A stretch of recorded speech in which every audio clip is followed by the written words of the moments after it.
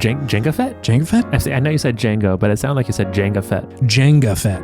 It's a block stacking bounty hunter game. Django's weird brother who's just really into Jenga.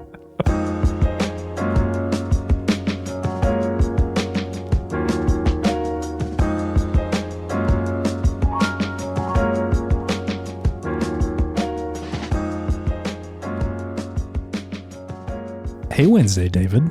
Hey, Wednesday, Chase. What's going on? Oh, just Wednesday stuff. Do you ever fuck up sleeping so bad that you have to cancel a podcast about it?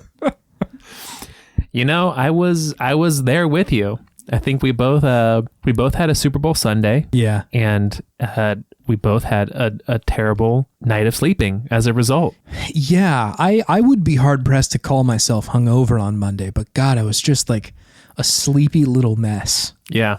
My hungover hit probably around like 9 p.m. Oh, no. Yeah. That's what happens to me. That is quite the delay. It's like I just get a bad headache. I'm just like, I can't sleep with this. No, I slept like shit. I was like, I was like stepping up to the plate of sleeping. Mm-hmm. And I was like, we're looking good here.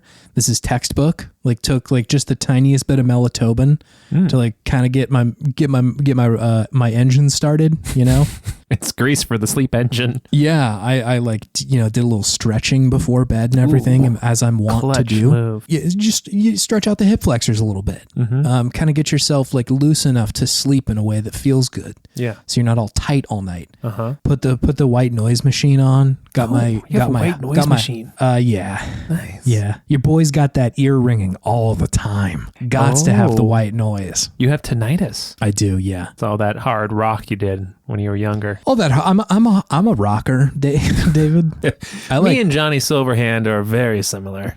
Wake up, kid. We gotta fuck up our hearing. Anyway, I don't need to describe the rest of the ways I was trying to sleep, but I did it so bad. I just like didn't sleep that night. Woke up at 4. My dog was like itching her body on my head, and why? Well, she sleeps up there, and so if she's itchy, her foot just like smacks next to my ear while she's doing it, which woke me up. And then from then until about 7 a.m., I was just sort of up. So you failed sleeping that day. Yeah, I really just put up a free throw and got an air ball. It was not so good. Yeah, I get it. Hey, it's Video Game Podtimism. It's the Optimist video game variety show where two best friends talk about being old and video games.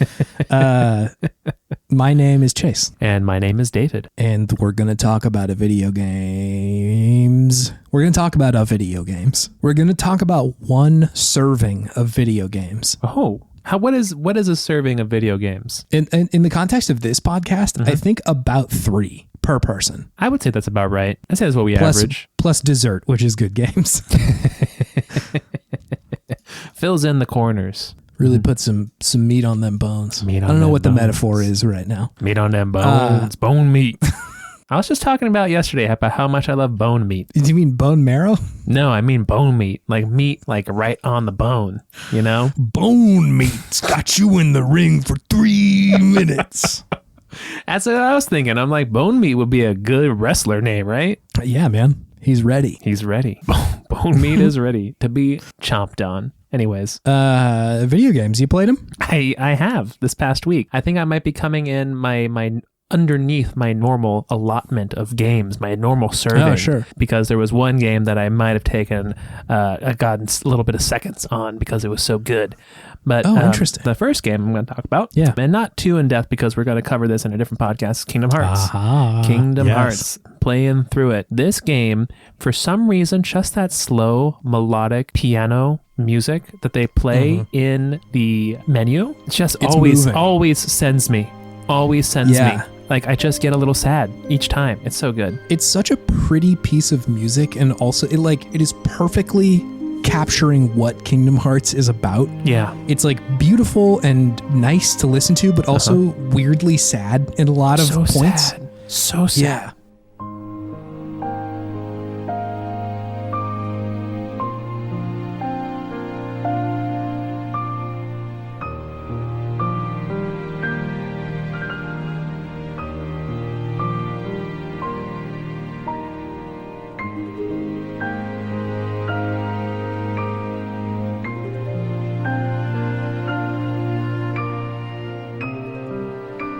But man, it's really great. That song, it might be one of the better video game songs, or like, it's not even a song, but what would it even be considered? Like a motif? I guess so. Does that come back up any point during the game? I feel like they play it during sad moments, or when people are being like, I love my friends, but I have to do something hard and I have to go away from my friends for a bit. Yeah, nice. Hell yeah. Anyways. Yeah, it's an incredible song. I really like that one. Yeah, really enjoying playing through this game again. I think they've done a good job of, just making it high definition. Just makes it seem runs really well. You said 60 frames per second. Looks smooth. It feels great playing it, yeah. Definitely very impressed by the animation. Mm-hmm. It's really well done. Definitely kind of has that Disney flair of just being very bouncy, believable, energetic in a restrained way, which is pretty nice. Yeah, it's emotive. But one thing I will say is that Alice in Wonderland, the level, I had forgotten. I think I had repressed, I should say,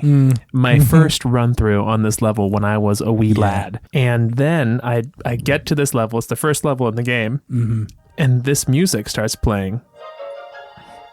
And I was sent back to a place in time of just confusion and anxiety, and just being generally kind of grumpy, because this level, when I was younger, took me so long to figure out. Like, I just had no idea what was going on. So that song comes on, and it's like a little bit of PTSD, I think, gamer PTSD. And now I didn't get too far into the level yet, but I'm excited to play through it because I need to conquer this beast.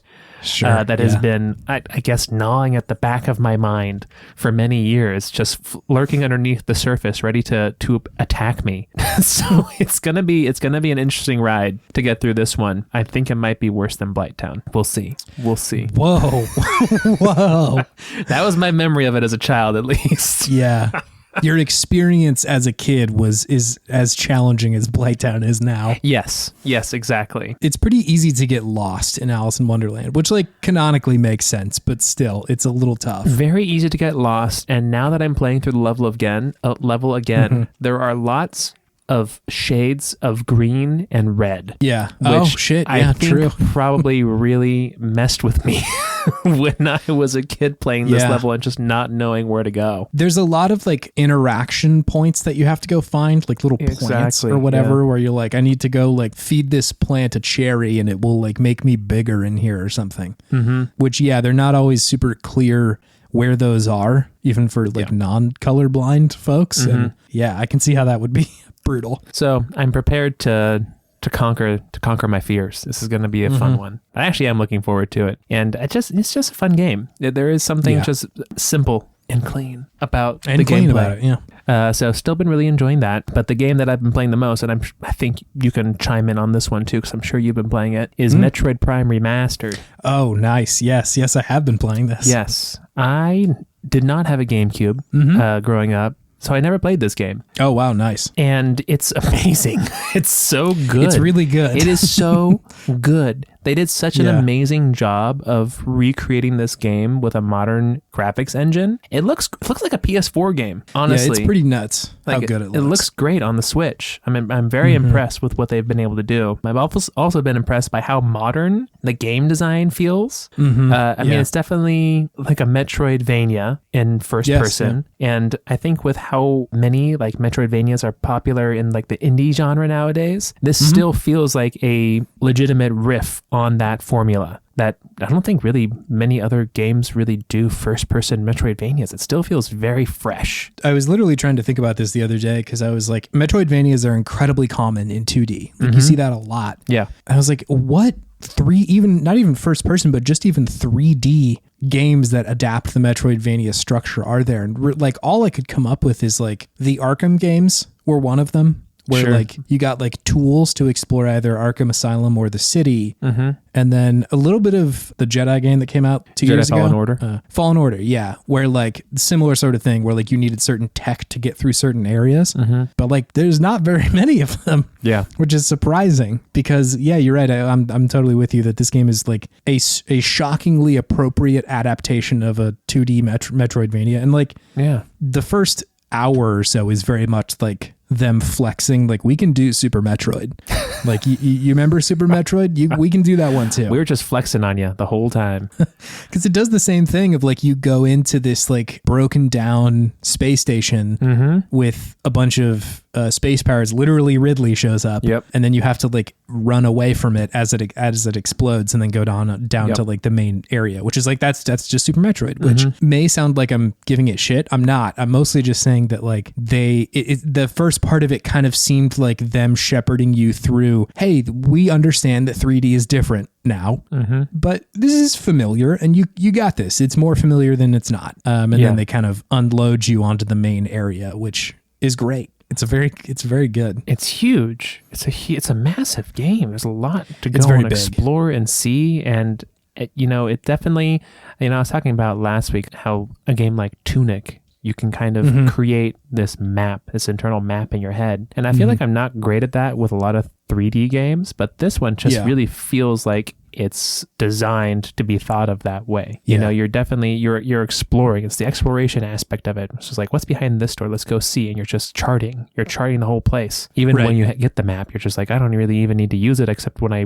want to find, where I haven't been. Maybe I missed something and just go back and check it out. But yeah, really excellent exploration. Excellent graphics, excellent shooting mechanics. All of the bosses I fought have been fun so far. Nothing has been amazing or anything, but it's been just good. It's all been kind of par for the course for a fun Metroidvania, and it's just really cool that's in 3D. And also, I just want to say that I really do enjoy when you get like a blast of light close to Samus, and her face just kind of pops out of nowhere, like the weird meme that people do online, where it's like the eye and then the lips and then the eye. Yes, yeah. That's what I think every time that I see her face, just like a little kissy face in the mirror. Yeah.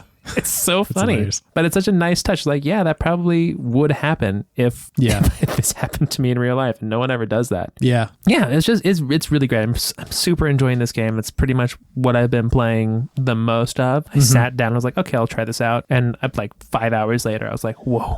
There's a lot of game. It's a lot of game in there. But yeah, I'm really impressed. I'm really impressed by this game. It's a good one. I did play this when it came out, and like I haven't really looked into like what has changed, because I had played it at the time and was like, damn, that's really good. But I will say, like, at this point, have a lot more context on Metroid as a series. Sure. Like, I don't think I had played Super Metroid when I played Prime. I think maybe, I can't remember the release order, but like maybe had played the Game Boy Advanced Metroids if those had come out before this. But like, wasn't super familiar with like the trappings of that genre or the history of the game series as a whole. And so after having played through like most of them, I'd say, and then also Metroid Dread, 2 years ago, returning to this one was like really exciting, because I was like, I don't know if that's going to work still. Sure. Because so much of it felt like it was kind of designed for the GameCube. The targeting system was really like specific to the GameCube controller.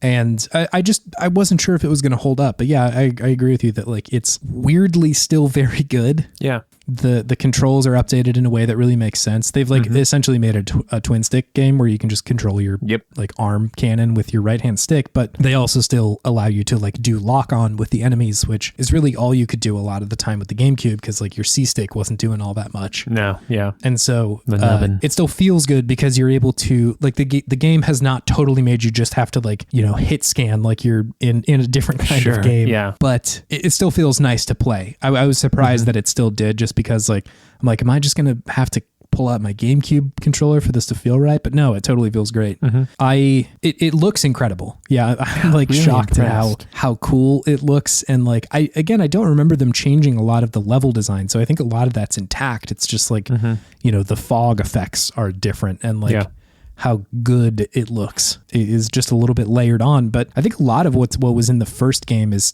intact here, which is all the more impressive that it came out that long ago.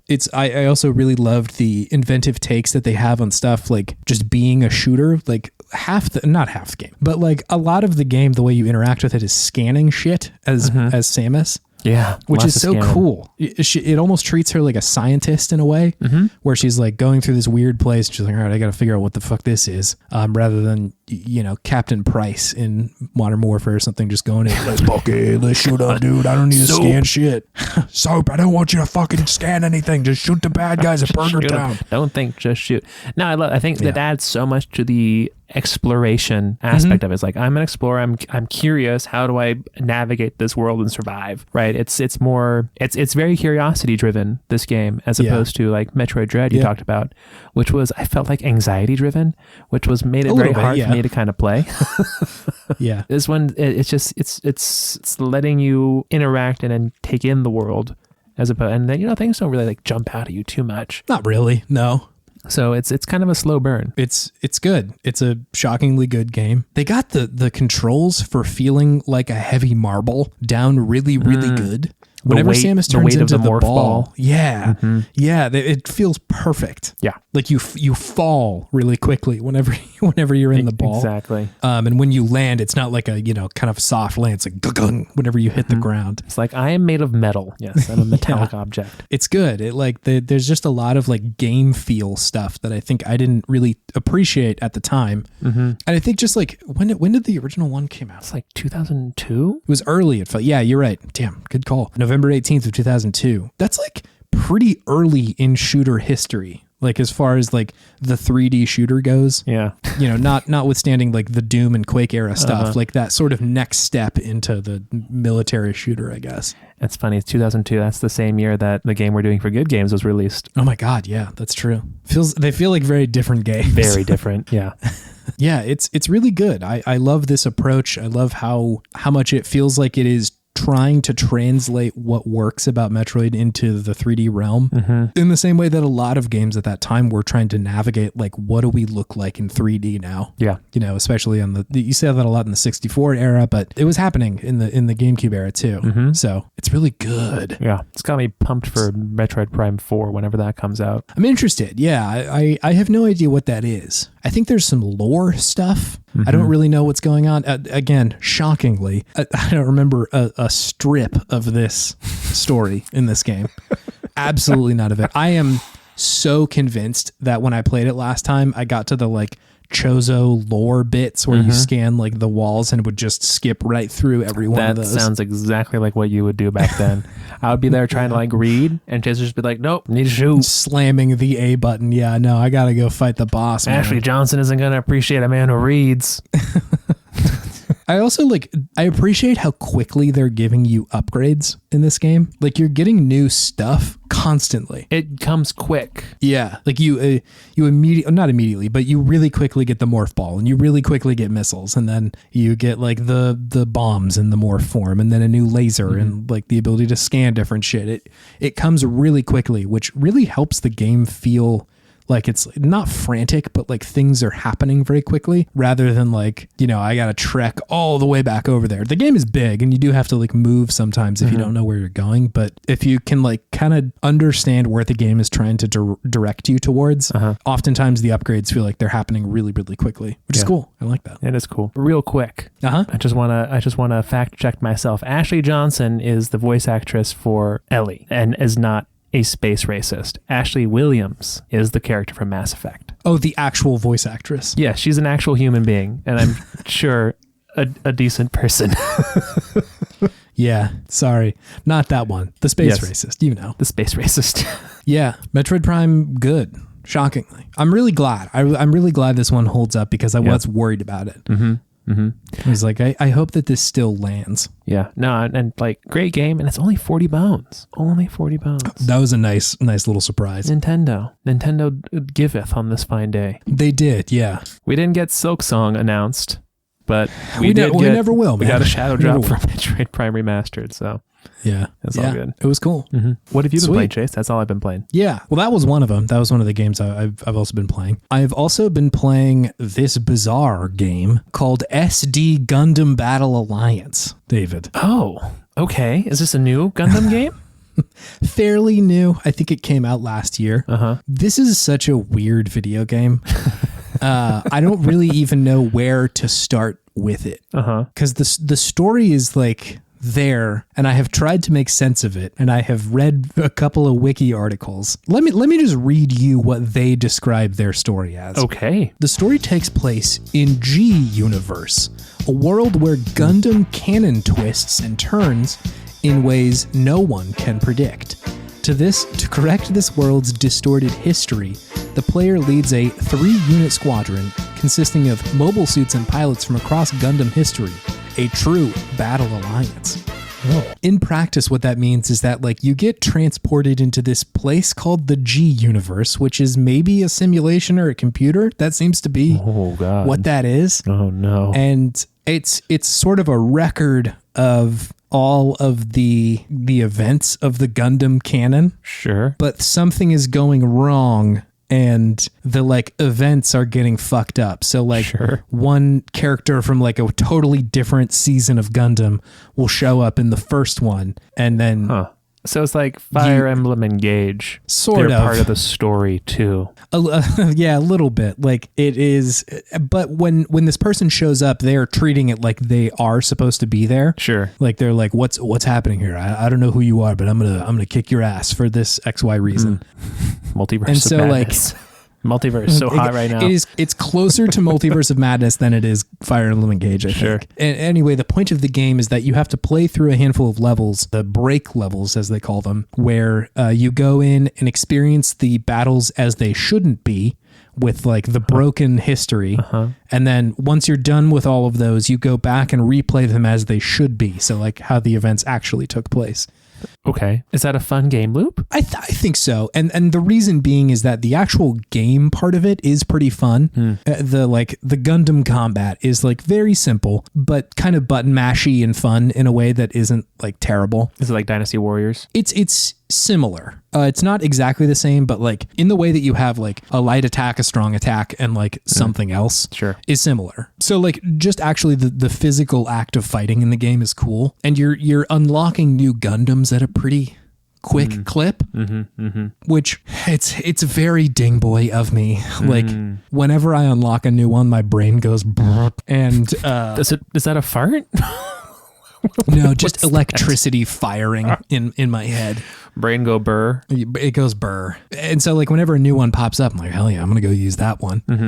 Because like I have an adjacent understanding of Gundam. I've watched like 2 seasons of it, but every time I see it, I'm like, nice. It is just visually pleasing. Yes. I like mecha as a genre. I also listen to The Great Gundam Project, which is a podcast that's very good. The 2 people on there who host it, they go through the history of each Gundam season. Like they just watch them one at a time and like walk through each episode, and it's fun for that reason. It definitely shined a light on how the first season seemed like it had a lot to say of like, you know, war cycles of violence and sending kids to war, and how like that's not always there in a lot of Gundam. A lot of the time it's just like big fucking robots, man. As it goes closer to like a show and anime later on, you know. Gundam Wing, but because of that Gundam Wing though, the Hero U is in this one, which is cool.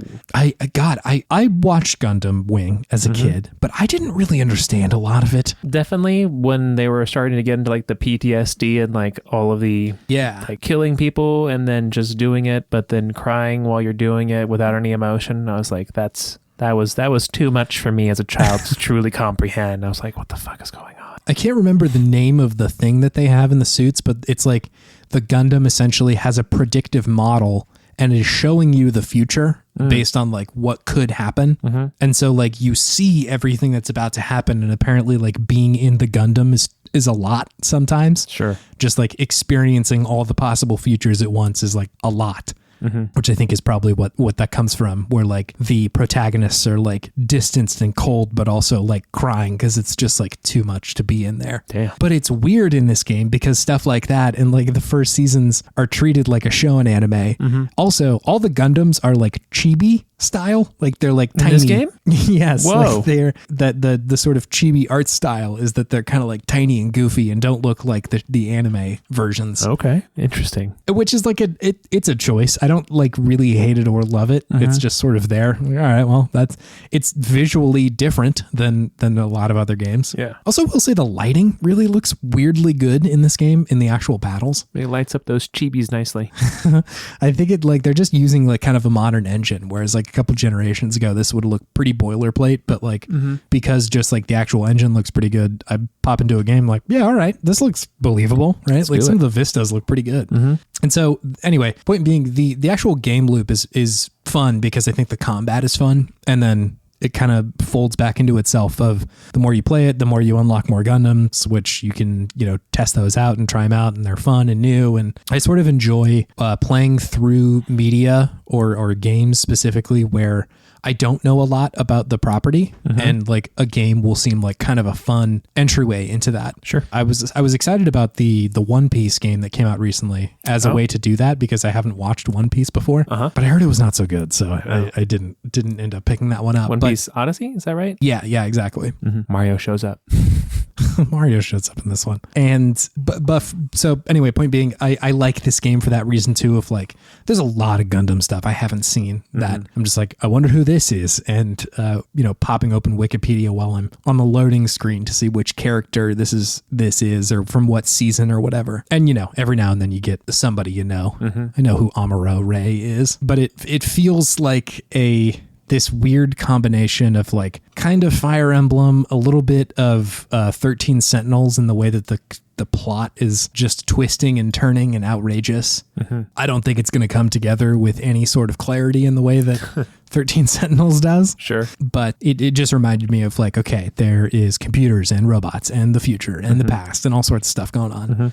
So yeah, it's weird. It's on Game Pass, which is why I picked it up. I had seen it around last year, and I was like, I don't know if I would like this. I don't know if I would like it enough to just buy it outright. Yeah. But because it was on Game Pass, I'm like, yeah, okay, for sure. I like that. Yeah. So yeah, it's a video game. I will say that I am having a hard time playing it while the game is trying to communicate things verbally to me, because there's not an option for English voice cast, which like normally I'm fine with, but when I'm fighting in the game, I'm like trying to focus on not getting blown up. Yeah. And then also like someone is hurling Japanese at me. And so I'm like frantically looking at the screen and then at the subtitles and then back at the screen and then back at the subtitles. Just got to learn Japanese. Yeah. It may be why I'm having such a hard time grasping what is happening in the game. Because I'm getting like every other line, and just like there's so many proper nouns being thrown around, and because I don't have a perfect knowledge of Gundam, I'm like, should I know that guy, or is that a new character, or like who is that? What is happening right now? Sounds a little confusing. Sounds a little confusing unless you have like already a working knowledge of a lot of Gundam. Yes, but I think the reason I'm enjoying it is just like, after about an hour and a half in, I'm like, I'm just gonna fight the dudes, and that's like fun enough. Fight the dudes. You got a big fucking beam sword, and you're fighting other big robots. Like, cool, man. I'm into that. Easy peasy. Easy peasy. So yeah, that's a game I'm playing. Nice. I think I like it. How many seasons of Gundam is there? Oh my god, so many. There are 50 TV series in the Gundam franchise. I was way off. I don't know how they're counting that. Damn, there are a lot though. I guess it's been going since the 80s, hasn't it? Yeah, the first one launched in 1979. Mobile Suit Gundam ran from 79 to 82. Anyway, so yeah, that's a game I'm playing right now. Hell yeah. Talked about Metroid. And thus begins, David. Oh, my Dave and Buster's segment. Oh, all right. I'm ready. I forgot, and I'm ready again for it.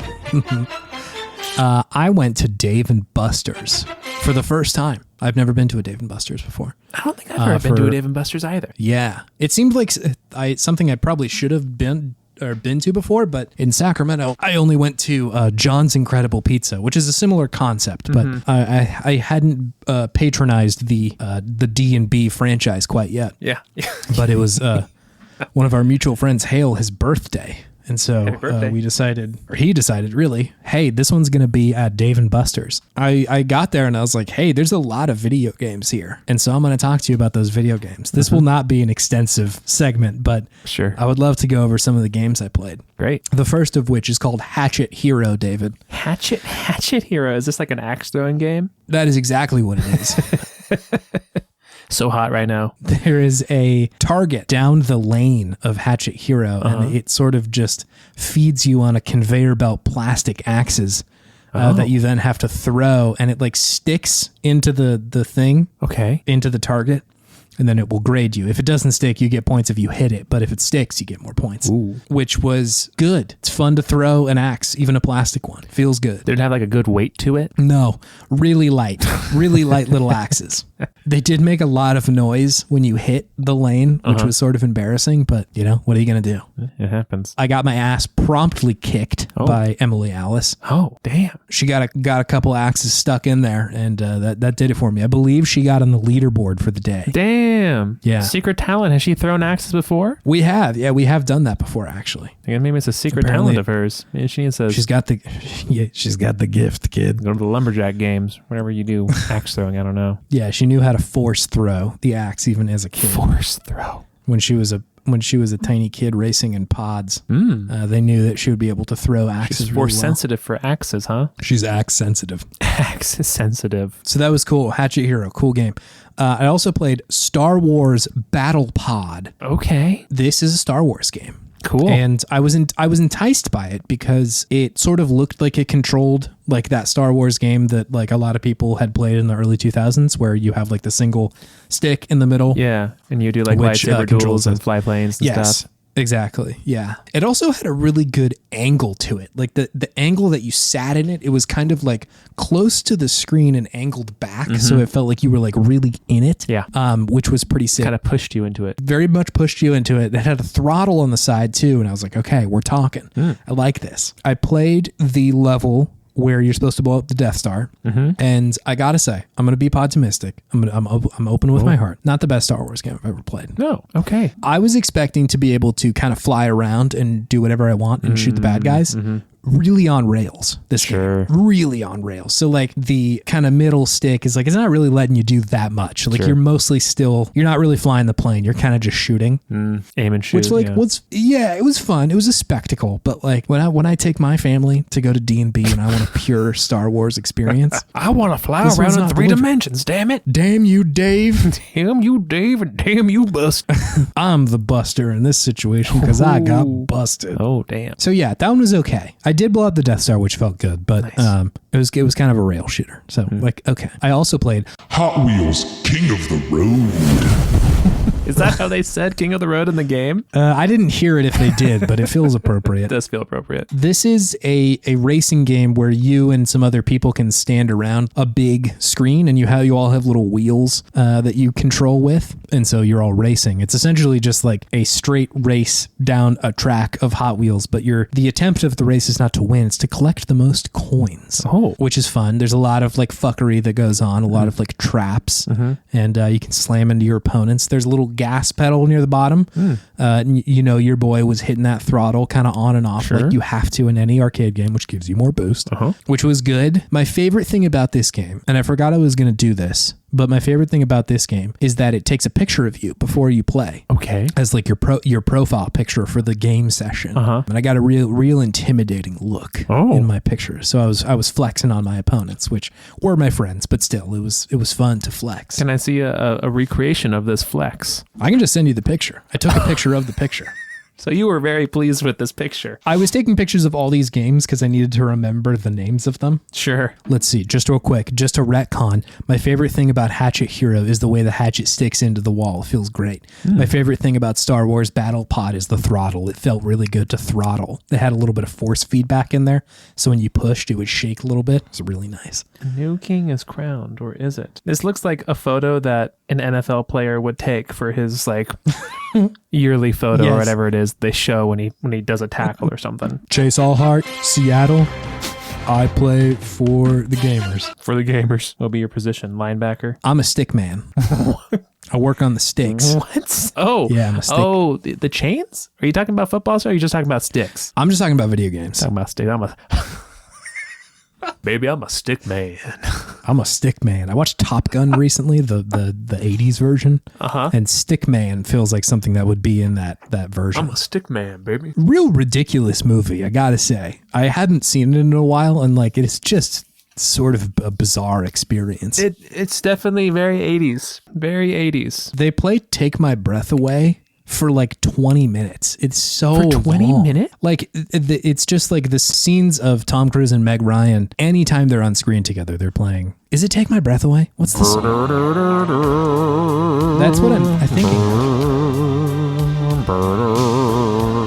That sounds appropriately 80s. The next game I played is Monopoly Roll and Go, David. Monopoly Roll and Go. Is it just like big Monopoly? No, it is just a big dice that you spin. It's big dice. So what's the game? That you spin it. And then you get decides things? how good you do. Yeah. Cool. Skill check. Dave & Buster's has the ticket system where you can get tickets to get prizes and stuff. Sure. So this is one where I won like 40 tickets or something for my good spin. What was the best prize they had available? I don't know. I was only looking at them dumpster prizes, man. Got a ring pop. You was fucking sweet. You want the dumpster prizes? Those are the only ones we could afford. We got 2 shot glasses and a ring pop, which is a very bizarre combination. 2 shot glasses and a ring pop. Sounds like someone's memoir. I hope it's not mine for once. Usually on this show we say something and then say that's my memoir. I hope 2 shot glasses and a ring pop is not my memoir. Or it sounds like a name of an album. I was thinking it was a country album, but by somebody who lives in Seattle or something. Like a really progressive leftist country album. Is that a thing in Seattle? There's like country bands that are leftist, yeah. 2 shot glasses and a ring pop. That was my wedding night. My favorite thing about Monopoly Roll and Go is how good it feels to spin the very big dice. That's what it was. Very big of course, dice. had to get a couple rounds on Skeeball. Ooh, dude. I fucking love Skeeball. I spent a lot of time on Skeeball. I'm a big fan. Obviously, we played in a Skeeball league in Seattle. Mallory did that in SAC. Yes. I was thinking about her when we first played because I was like, damn, I think Mallory kind of paved the way for us. Yeah. Did you roll for hundos or did you go for the 50s? I mean, the good way to play is to just rock 50s all day long because hundos are tough. It's not easy to consistently get hundos, but you can, if you got the right posture, if you got the right sort of athletic sort of throw on your arm, like you can get the 50s pretty consistently. Chase, I want you to believe in yourself more. You can rock the hundo. You can. It's just inconsistent. I'm much more consistent hitting 50s. I get much higher scores when I'm just trying to get 50s. Hitting 50s also sounds like an album name. I'm cool with hitting 50s. I like hitting 50s. That's a good one. It's like our cool new version of 40-ounce liquor. It's like 50-ounce liquor. Hitting 50s. 50 ounces of malt liquor. Oh, Lord have mercy. Hitting 50s, man. Anyway, Skeeball was great. Tipsy. Sorry, continue. My favorite thing about Skeeball was hitting hundreds. It does still feel good. I also played, you'll be interested in this one, David. Yes. Time Crisis 5. Is this the new? Is this the hotness? This is the hot new that they're putting out in arcades. I was surprised to see that there was even a 5. Apparently it came out in 2015. I hadn't heard of it. But I want you to imagine Time Crisis and its old, worn-out formula that we're all familiar with. The gun and the foot pedal. Yes. To move yourself in and out of cover. Classic. And I would like you to imagine a world where they've updated it. They've made it interesting again. Oh. What can you conjure that they would add to make it just a little bit more interesting? A grenade peripheral that you just chuck as hard as you can at the screen. That would be cool. I'm into that. But no, David, they have added another foot pedal. There's now 2 foot pedals in Time Crisis 5. Foot pedals. Call me Tommy Two Pedals.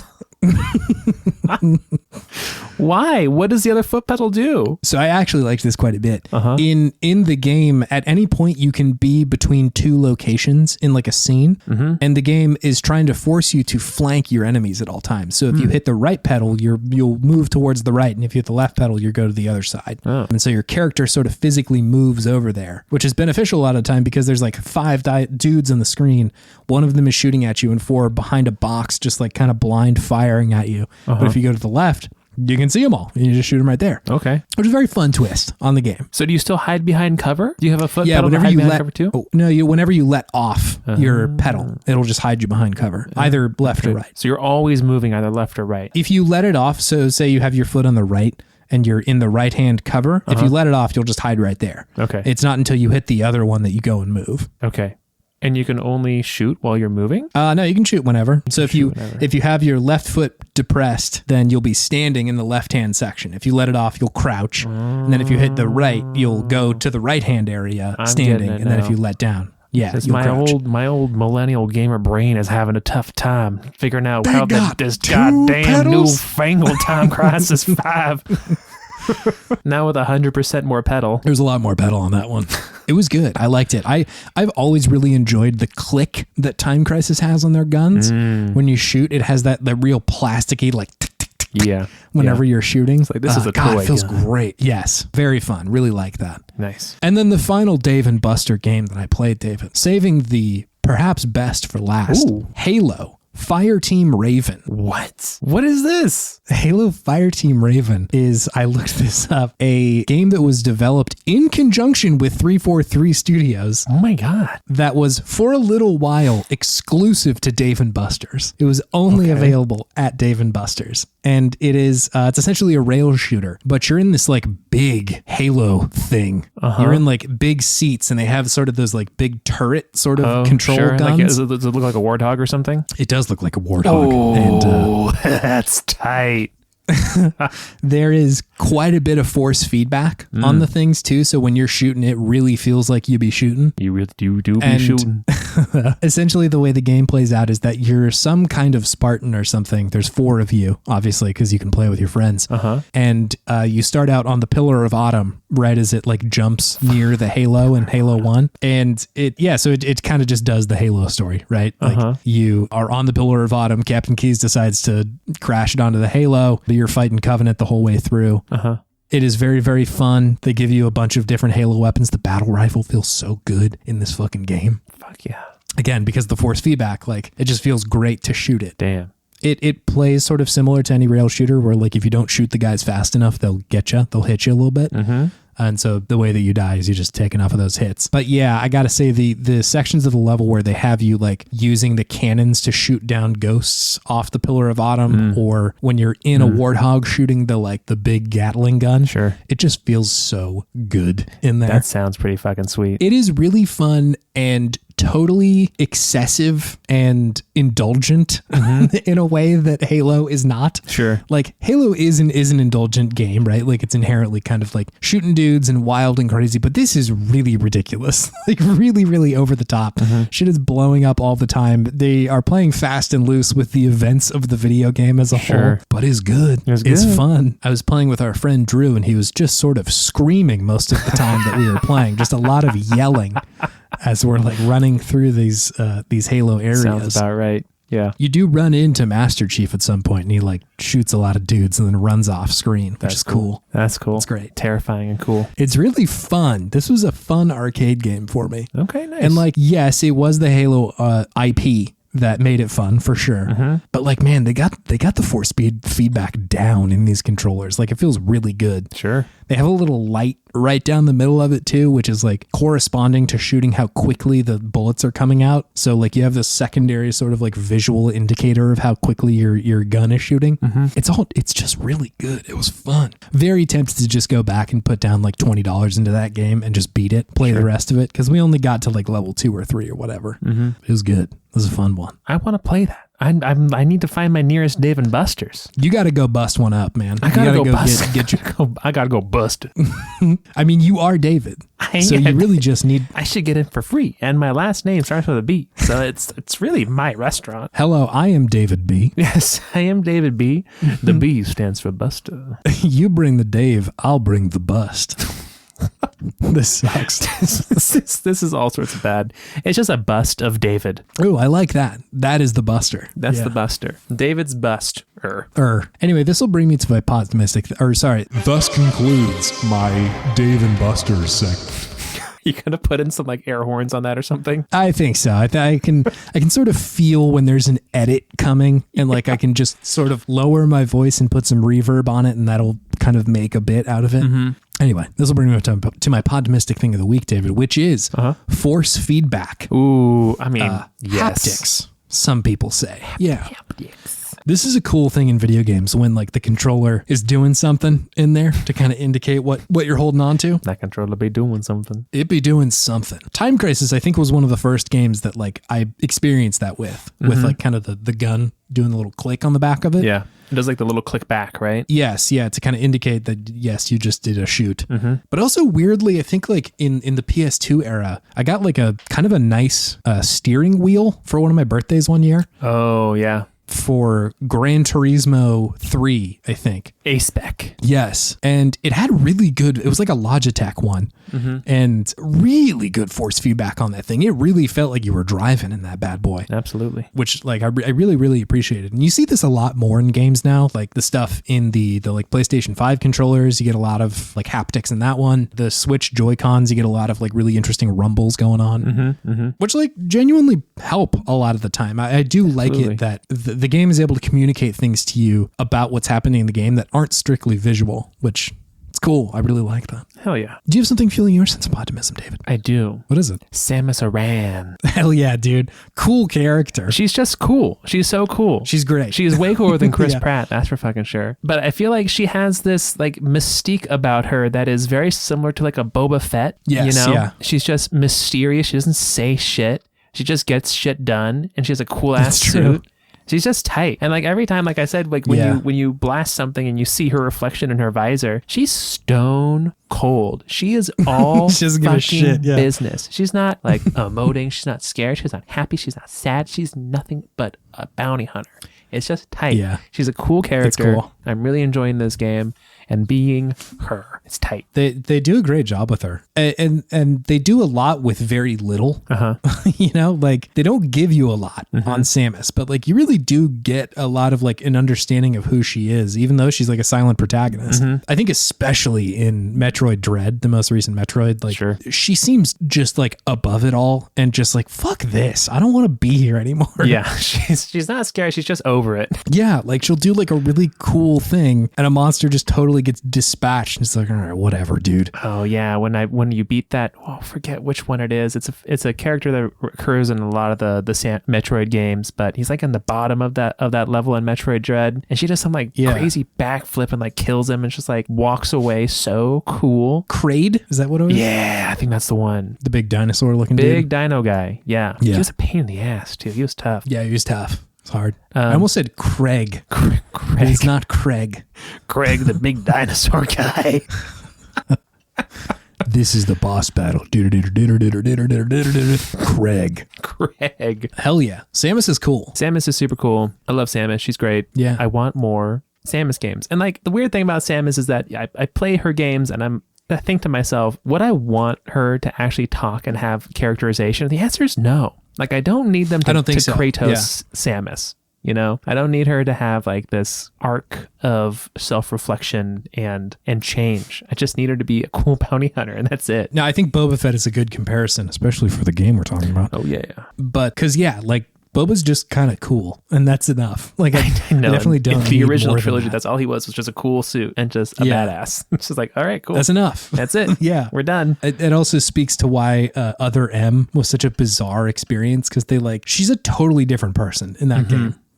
Really like boy obsessed and like lame, kind of helpless. No, it's such a that's the that's thing. Not like, no, Samus. it's not that it's a different take. It's like that's just genuinely. I don't think the rest of the games have not characterized her that way. That's like the cursed version of Link in those TV shows. Yeah, dude, my man was a menace in those shows. He was not great. Hey, do you want to move on to our main thing, David? Yeah, let's do it.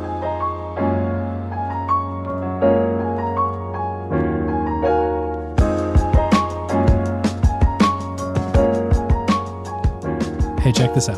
What's up? It's Good Games. Oh, it's a segment where we talk about some games of yesteryear and appreciate them. Changing it up again. That's the subtitle for today. Changing it up again. Hitting 50s, man. That's us. Hitting titties in the club getting tipsy. I would definitely hit a 50. I would definitely drink 50 ounces of malt liquor. That seems like a good time. I mean, not to endorse drinking, right? But like it could be fun. It could be fun. It seems like a novelty amount of liquid. Like a 40 ounce is already sort of indulgent. So anyway, we're playing Star Wars. We played Star Wars Bounty Hunter this week. And we want to talk about this one. See what's good about it. See what's good. You've sort of been suggesting that we do this one for a little while. I feel like every now and then you just be like, hey, Bounty Hunter? I have vivid memories of playing this one with Dylan Beatty. Nice. Shouts out growing Dylan. up, because he had a GameCube and he's like, check this shit out, Star Wars Bounty Hunter. I'm like, oh, fuck. Yeah. This game looks kind of frustrating. remember him playing it and getting frustrated by it. But it was also cool because it was Star Wars. So yeah, I thought it fit the bill for... Yeah, we've definitely been on a bit of a Star Wars kick. Why not? You know? Before we get too far, can I hit you with some hot stats, David? Please. Hot stats. Star Wars Bounty Hunter came out November 19th of 2002, same year as Metroid Prime. These games feel vastly different. I know, they're contemporaries, which is weird. This was made by LucasArts, which made so many games. So many Star Wars games and other games too. Yes. I think the two most notable sections of games that they have made are like you said, so many Star Wars games. Like most of the Star Wars games were made by LucasArts, but also the sort of big wave of adventure games. A lot of them came from LucasArts back in the day. So like Monkey Island or Maniac Mansion or Zack McCracken. A lot of those ones came out of LucasArts, which are fun. I like those games. And also, of course, Zombies Ate My Neighbors, Had to do it to him one time. Had to do it to him. Also, I read that they made Secrets Over Normandy. Do you remember that game? It was like a flight game. They did make that game, didn't they? I played that game. That game was fun. It was good. I remember that one fondly. Secret Weapons Over Normandy. I think it's just Secrets Over Normandy. That's what I wrote down. How did you know this? It is Secret Weapons Over Normandy. I was reading it and got it wrong, and your brain said, no, my friend. My recall is better than your ability to read a word. I remember this game clearly. I don't know. Yeah. Damn. I think it's because part of the game was there were actually secret planes over Normandy. You could fly TIE fighters and X-Wings in this one. That would be tight. Is that real? Is that true? Did they do that as an Easter egg? Yeah, no, it's in the game. That's tight. I never got to that part. I think it was very, very late in the game, if I remember correctly. I do have a review of Star Wars Bounty Hunter from 64power/big.n/n games. Hold on. Say that name one more time. It is 64power/big.n/n games. It's 3 reviewers in one? I don't know if this is like a fusion sort of deal that they've all sort of combined into one, or if this is just the different name that this place has in different markets, or if they used to be called one of these or something else. But regardless, here we are. Okay. I can't remember where this reviewer is from, but if I had to guess, say Germany. There's a lot of German outlets on mobygames.com. Okay. I took their review and I ran it through Google Translate a bunch of times until I fucked it up real bad. And now I'm going to read you what they said. I'm ready. That's it. Great atmosphere and sound with a Star Wars vibe. Spider-Man will also be impressed by Jango Fett's moves. Shoot, dance, climb, fly, crawl, jump, fly. And the camera's great. On winding roads or in particularly awkward places, the cameras are often small holes in a seaside window. Instead of providing the usual classics, LucasArts can create new works. This game probably won't appeal to anyone without a Star Wars theme, but you'll definitely make friends along the way. Oh. And that got a 7.5 out of 10. Wow. Yeah. I think having themes as a person is a fun concept. Yeah. Everyone's a theme park at that point. What's your theme? Star Wars. Yeah, I'm a Star Wars theme kind of guy. My favorite part of that review is when they listed the things that Jango Fett can do and then listed fly twice, which I will say is cool. It is cool when you can fly in this game. They were saying that Spider-Man can also fly? Spider-Man will also be impressed by Jango Fett's moves. Spider-Man will also be impressed by Jango Fett's move. That's some weird fan fiction right there, where it's just Jango Fett busting down on a dance floor and Spider-Man's just clapping. And just this is tight. This is great.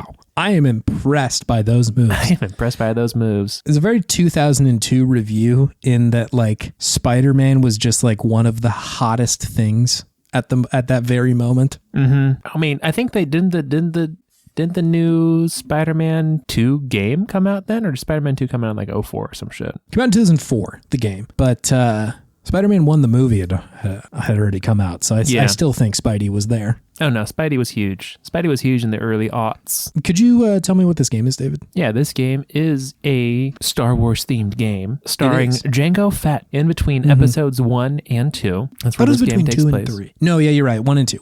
Yeah, 1 and 2. It is a third person action adventure, kind of shoot 'em up, I guess. Shoot 'em up / a little bit of exploration in the game as well. But yeah, you play as Jango Fett and you're hunting down a dark Jedi. Yeah. But you are doing so at the behest of Darth Tyrannus, also known as Count Dooku, because this Dark Jedi is going to foil and put a kink in their plans to take over the Galactic Senate and whatnot. So it really does kind of tie into the Star Wars canon main storyline nicely. It's fun. Yeah, it's really like involved, which is interesting. I feel like a lot of the times the Star Wars like games at this point were kind of like spin-offs, or they were just like, this is the video game, you are just playing through the story. But it is cool to see like what was going on elsewhere, which is nice. It's fun. Also, man, my friend Dooku just could not have gotten a worse normal name and a better Sith name. Darth Tyrannus is cool as fuck. It really is. Is like among the cooler Sith names. Absolutely. And Count Dooku is among the worst names in Star Wars. Yeah. Count Dookie, is that what you said? Yeah, this is my cool new friend Bishop Ass is my new is my new guy. Ass. I mean, it sucks. I think this is why he turned to the dark side. He's just like, I need a new name. This is the only way for me to reinvent myself. This has to change. None of the kids know me at this new school, so I can be whoever I want. I can be Darth Tyrannus. It's great. I wish I had a little bit more knowledge of the Star Wars canon at this point, because like I'm not one of the dudes who's like watched all the like Clone Wars cartoons or anything like that. And I heard they're very good. There's a lot of podcasts that I am aware of that cover this stuff, and it seems neat. And especially I think in the context of this game, it would be illuminating. But regardless, I mean, this is the lead up to the Clone Wars. What'd you think of this one, David? I enjoyed it a lot more than I thought I would. Actually, nice. Like I said, I think the story surprised me. I'm like, oh wow, they're actually really trying to do a story here and like make it coherent and tie it into the actual franchise, which was cool. I appreciate that it didn't seem like it was just a tie-in. They actually put some thought, like, how does this make sense where we can make a game about this guy that actually kind of expands on the universe a little bit too, as to his background and his whole entire deal. Did they get actually Tamura Morrison to voice him? Was that him? Yeah, it is. I was about to say, it sounded a lot like him. So that was cool too. You know, oftentimes they don't get the actual actors to do it, which was always tight to see. I'm like, actually spend some cash to get the actual dude to do it. Yeah, it seemed like they were investing in it. Yeah, I thought the gameplay was pretty simple. It's just shoot. You don't really need to use any of the other weapons besides your blaster pistols, unless you really want to like flex on people for some reason. And I did enjoy that you could really use your jetpack quite a bit, just kind of whenever you wanted to. A lot of the traversal was based off of the jetpack, right? So you don't have the jetpack for a good portion of like the first level, and then you get it and it just opens up the rest of the city for you in a vertical way, which was pretty neat to do. Yeah. Right? It's like, oh wow, there's a whole entire other world up here, which I appreciate. I thought that was a nice way to show off the power of the jetpack in this game. It is a cool way to teach you about like how you should traverse a place, or how helpful it can be to use the jetpack, of like, maybe check it out down here, but like remember that you can go up, and that will probably be beneficial to you. Yeah. And it's like, remember when you heard some people above you and you like couldn't get to them because you kept slipping off the pipe? Well, now you can go and blast them. Now you got that jetpack, man. Now you got that jetpack, go and blast. Yeah, those are the things that probably stick out the most to me as being like the things I really enjoyed about this game. The simple but satisfying gameplay, the jetpack, and the story. And just, I guess, generally the voice acting too, I thought was like, oh, that's actually pretty good for this era of game. People were actually trying, right? What about you? What did you like about the game? Yeah, I think similar stuff. I think by far the thing that I loved the most, and I got a kick out of every single time it happened, was that the game will let you shoot as fast as you can press the button. Like, there is no limit to how quickly you can shoot. Django's got a hair trigger. Oh my God. Those lasers will just fly out of him. Your boy is a pretty quick button masher. If you just flex your arm real hard, your hand shakes a little bit. Oh, absolutely. Your hand will shake a little bit, which makes for a really strong button mash if you can get it right. And yeah, a couple times when there was just a room full of dudes, just got to flex on them. Just shoot everybody so very literally quickly. Just Chase's shirt just tears in half, like where his arm is, and just his finger just starts vibrating. The singularity happens right there too. I'm a big brave boy, man. That's just what it is. You got a big strong finger. So, yeah, that was incredible. In like actuality, yeah, I think the level design is interesting here in a way that like I don't think a lot of games were thinking about verticality quite yet, other than Spider-Man. It's true. Which is cool. Like I think at the time games were still sort of coming off the hangover of only being in 2D for like 20 years. Yeah. And so like it takes a second to kind of grapple with like, what do we do with level design in a way that's interesting? And like, I will say there's still a fair amount of stumbling that happens in this game, right? Like the level is not always very clear where you need to go. No, it's not. And so like, that's still tough, but there's experimentation going on there, and you can still sort of see like what they were trying to do and like where they're trying to push you with the jetpack once you get it. Yeah. Just trying to see where to go was sometimes a challenge, but that comes with not knowing how to do it, right? The camera was a little cursed. Oh my God, the camera. Why was the x-axis inverted? Yeah, what was going on there? Such a strange decision. It was also, I think we've said this before about the Shadow of the Colossus camera. It was really opinionated about where it wanted you to be looking at any given moment. It really was. So strange. It was like a third-person camera that actually wanted to be a static camera. Yeah, exactly. And like once you get used to it, it's not terrible. But those first few, like, I don't know, half an hour with it, I was like, man, this thing is really squirrely. It's kind of hard to control. The trick was to not use the camera, or use the camera as little as possible, and just let the game figure it out. Unless you really had to. Don't touch it. Don't touch it. Yeah, what I ended up doing. Right stick, too. don't touch. No touchy over there. Yeah, it was good. It's like, just like blasting dudes is fun. That's a fun thing to do in the Star Wars universe. Blasting dudes is fun. I did like that they tried to put like a little bit of side mission into it with the bounties, and I did enjoy that there were other like non-lethal ways to get people, like with your little string shooter, your lasso. Yeah. I did enjoy that. That did make it feel more like a bounty hunter. And then every once in a while I would just find new weapons in my arsenal. I'm like, oh cool, I have a flamethrower now. Just go play around with that for a second. I'm with you. Yeah, the bounty hunting stuff was pretty cool and like a cool addition, and feels like that could be its own game.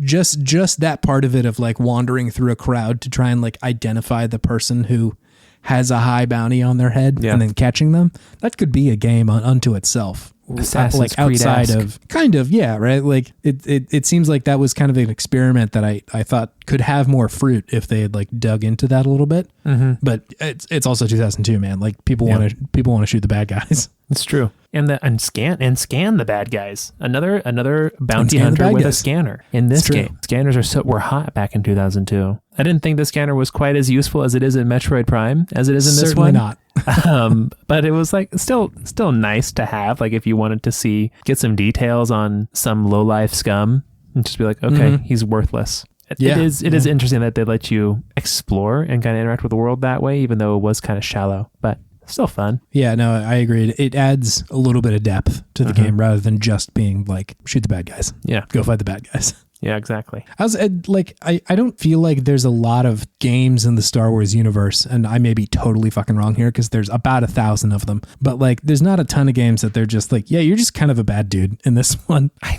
know, right? Like Jango Fett isn't necessarily a bad guy all the time, but like he just kind of blasts dudes. Like he's just constantly doing it. Yeah. Sure, you're fighting other criminals, but like a little rough, right? He's not a bad guy per se, but he's also definitely not a good guy. No, yeah. Like he intimidates people into doing things that he wants under the threat of death. Yeah, you get your jetpack by just telling a guy like, fuck off, that's mine now. Yeah, exactly. And then another person's like, didn't want to give you information about how to get somewhere, and you're just like, well, you better do it, otherwise I'm gonna fucking shoot you. And then everyone in the club is like cowering, just like, oh, that's me. Jango Fett, bounty hunter and bastard. That's me hit in the corner hitting 50s, man. In the corner hitting 50s. It was fun. I think like there's a lot of things in this game, like we were talking about last week. There's a lot of things in this kind of game that have been iterated on. Like third-person shooters are something that have grown a lot since Bounty Hunter. Absolutely, yeah. I haven't talked about it in a little while, but I'm still playing through The Last of Us Part 1. And like, I wouldn't say that game's shooting is perfect, but it feels pretty good still. Yeah. And like by comparison, this one feels a little dated. I wouldn't say bad, but there's just like edges of it that are not quite as sanded off as a lot of games would end up doing in the future. But there's still a lot of interesting stuff in here. Like, again, I would pretty much always take a Jenga Fett game. If they wanted to make another one of these, I would play it. Jenga Fett? Jenga Fett? I know you said Django, but it sounded like you said Jenga Fett. Jenga Fett, yeah. It's a block stacking bounty hunter game. Django's weird brother who's just really into Jenga. Anyway, sorry, I cut you off. Continue. But yeah, I would absolutely play another game because, like, I bet there's so many things you could do in this world if you just invested a little bit. Not in this world, meaning like Star Wars, but like in the like third person action shooter genre, because that's like a big game. It's like essentially Uncharted and Last of Us and all sorts of shit like that. What was that game with Star Wars 13, 18 or something like that was being developed and got canceled? Gosh, I wish I knew more about that game, or that like more information was publicly available about it. I think that was supposed to be kind of like what you're talking about, but definitely it makes a lot of sense to make as many offshoot Star Wars games as you could, right? It doesn't all have to be, Jedi, I do like Jedi Fallen Order, but, having something that's about like smugglers or bounty hunters or any of these other interesting facets of the Star Wars universe could be pretty darn popular too, I think. Yeah. I think people are ready for that. People are always ready for more Star Wars, I think. That's very true. Except for Star Wars fans. Who are weirdly not ready for more Star Wars. It's just going to make them mad. It's true. Yeah. It's true. I gotta say, it's really nice being a kind of Star Wars fan. I'm a Star Wars enjoyer. Yeah, they're good. Like, I watched the original 3. I'm like, yeah, those are fun movies. And like, I watched the prequels. I'm like, all right, maybe not exactly my bag, but like, there's some cool shit going on in there. But like, at no point have I ever had like this was a slap in the face to me. Like, that has never happened. Yeah. During my Star Wars viewing experiences. I don't know if I've ever felt that about a piece of media before. Maybe Assassin's Creed 3. Didn't like that one. I did not. I didn't like the ending. That was the one. It was the one that was supposed to tie it all together. This saga of like 5-6 games at this point. Yeah. And it was not satisfying. Metroid Other M is kind of not a slap in the face, but it's a very different character. Yeah. Most of other Samus's. And even then, like, I still enjoyed the game. It was just like the ending was a little unsatisfying. So I didn't feel like, oh my God, I'm so offended by this. Yeah. Like, putting your whole identity into a single piece of media is never really a good idea. Yeah. Yeah. It's a tough sell. Seems like maybe not a great option. Yeah. Because if it's not good, you can just be like, oh, that one stunk. And then just moving on, walk with my away life. from it. Yeah. Yeah. That wasn't a very good one. But what was good? The popcorn that I ate while I watched that movie. I'm such a big movie theater popcorn fan, David. It is intoxicating to me. It's a different ball game than any other popcorn. It's so different when it's really hot. I love the stink of it. Like the stink, not the aroma, but the stink of it. The stink, because it gets into every corner of a movie theater, the smell of the pop. It's the artificial butter. Yeah. Oh my God, it's incredible. I love the way it smells. Love them carcinogens. They're delicious. Delicious. They're so good. So good. I feel like when I was younger, I would go to the movies just so I could like hang out and eat popcorn. That sounds about right. I'm pretty sure I can corroborate this. There was like a period of like right before I was trying to do anything fun, actually. Like before I like learned how to play music or anything, or like developed any serious hobbies, I was just like, I'm just going to go to the movies all the fucking time. That's going to be the thing I do. Which, like, not that that's not a hobby, but I wasn't doing it in a way that a hobby is done. Yeah. I was just kind of going. Sure. Head empty, this is my eat thing popcorn. now. Just trying to find a little identity, a little hobby. I watched White Chicks in theaters like 3 times. 3? I would just go to the movies, David. I would just go. 3 times White Chicks. Dang. Just constantly at the Cinemark, the Century Theaters on Greenback, I think. I was there constantly. So frequently at the theaters there. That's the thing to do as a kid. I can see PG-13 movies. We're gonna watch PG-13 movies in next mom's excursion. That's what I was going for. You knew it. You knew. Man. There's a mutual friend of ours, Davis, who like at some point his friend was flexing on him by screaming that they would watch PG-13 movies in Nick's mom's excursion. And for whatever reason, that sentence has like really stuck with me. It's a meme. It's a proto meme. It's a proto meme. It's a meme just of our friendship. We haven't been talking about video games for like 5 minutes. It's been a while.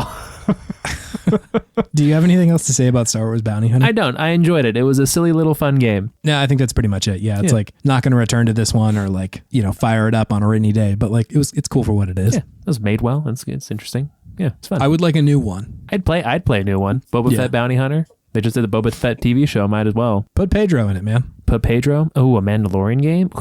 That would be tight. Yeah. I would love to play as Pedro. He's hot right now. He's scorching. He is scorching right now. That man is everywhere. Rightfully so. He's doing great work out there. Shouts out Pedro Pascal.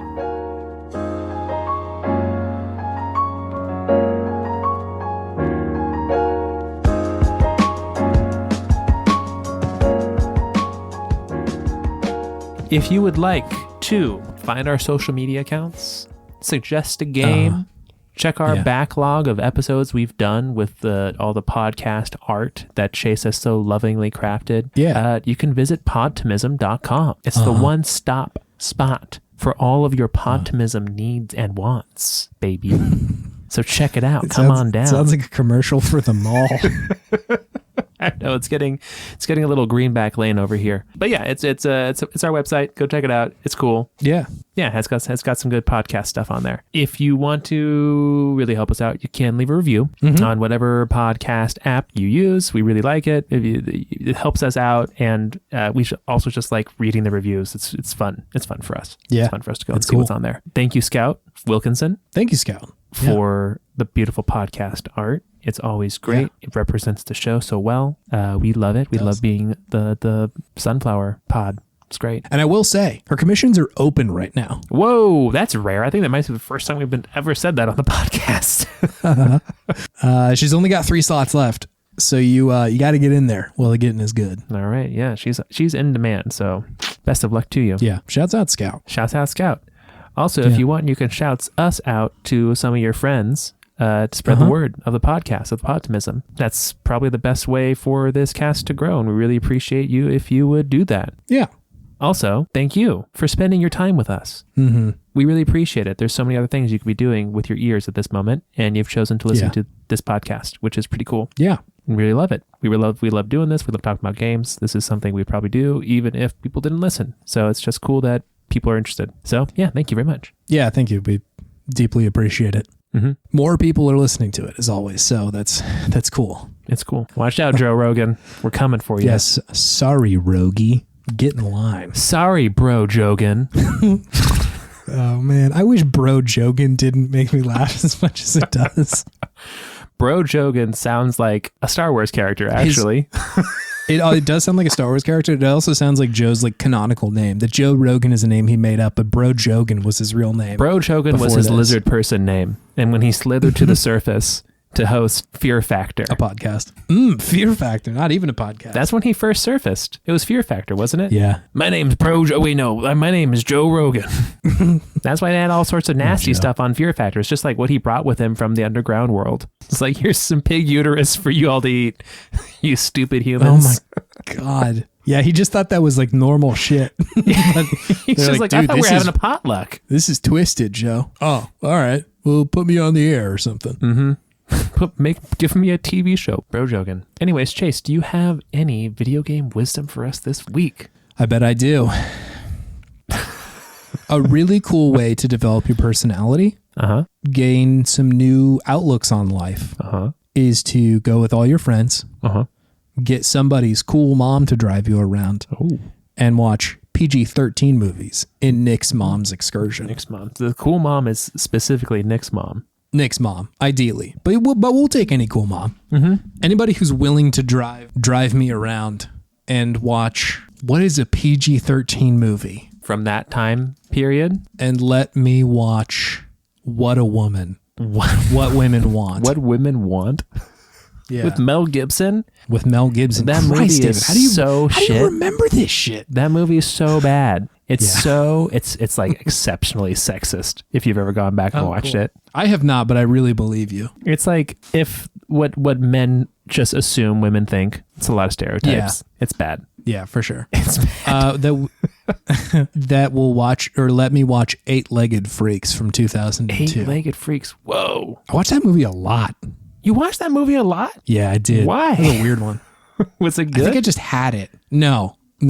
Maybe Nick's mom will let me watch Hero starring Jet Li. I like Jet Li movies. Yeah, they're pretty good. I'm into it. It was not bad at all. You ever watch The One starring Jet Li? Of course. Come on, David. Come on. We might have watched it together, honestly. I had that one on DVD. I had that one on DVD. I feel like you did, and I'm pretty sure we also, definitely watched it. I was like, this is the tightest movie, dude. There's also, that feels like a big like birthday movie. Like we're going to hang out and watch The One and eat pizza. We're going to hang out and watch The One, eat pizza, and probably game afterwards. I mean, I would do that now. That sounds like a good way to spend a day off now. That's what we did at my bachelor party, man. Just the same shit. A different body. Same shit, different body. The 30-year-old experience. I mean, pizza good. Pizza good. Anyway, your true gaming wisdom is to watch The One starring Jet Li. Jet Li. It's good stuff. I think I might actually watch it. Oh my God. It was originally going to star The Rock before Jet Li stepped in. No shit. Can you imagine Dwayne Johnson's The One? That would have been so weird. So different. That would have vastly been so different fucking movie. Different. I can tell you what the cover looks like. It's him, and he's doing like this crazy stance, and there's like a beam of light going down behind him, and it's all blue as well. It's a multiverse movie, isn't it? Isn't he fighting all the other versions of himself? I think so. Yeah, he's going around. It's kind of like Highlander. It's Highlander web with Kung Fu Highlander. By killing all 124 versions of his other selves and absorbing their life energies, Yu La believes that he can become a superpowered godlike being called The One. Mm-hmm. This is the bad version of Everything Everywhere All at Once. Watch The One. It might be good still. Maybe. Probably not, but watch it. It'll be fun. It's good. All right, see you next week. Bye. See ya.